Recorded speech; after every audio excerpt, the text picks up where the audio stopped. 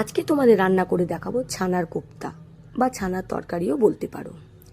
এই ছানাটা আমি বাইরে থেকে না এনে বাড়িতেই আমি তৈরি করে নিয়েছিলাম। 1 লিটার দুধের আমি ছানা ভালো করে মেরে তারপরে জল টল ছড়িয়ে থালায় ঢেলে নিয়ে চলে এসেছি।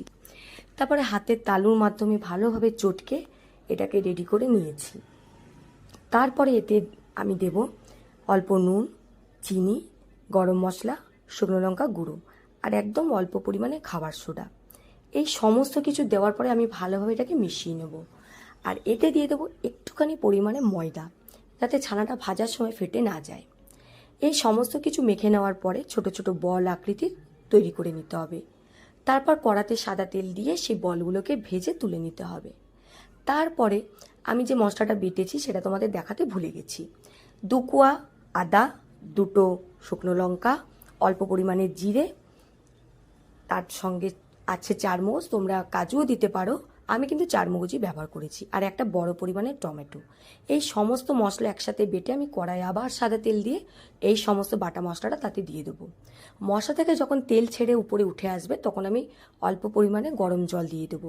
আমি যেহেতু আলু দিয়েছি সেই জন্য আমি এতে আলু তোমাদের দেখিয়েছি, তোমরা আলু নাও দিতে পারো। তো আমি আলুটা যে সিদ্ধ হয়ে যাবে আমি তখন উপর থেকে ভেজে রাখা ছানাগুলো দিয়ে দেবো।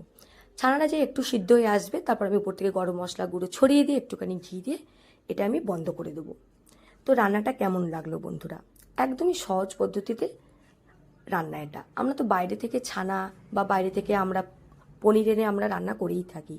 তো বাড়িতে তৈরি করা এই রেসিপিটা কেমন লাগলো অবশ্যই আমাকে কমেন্ট করে জানিও। ছানাগুলো খেতে সত্যি খুবই সুন্দর হয়েছিল। এবার তোমরা রান্না করে বলো যে ছানাগুলো খেতে কেমন স্বাদের হয়েছিল।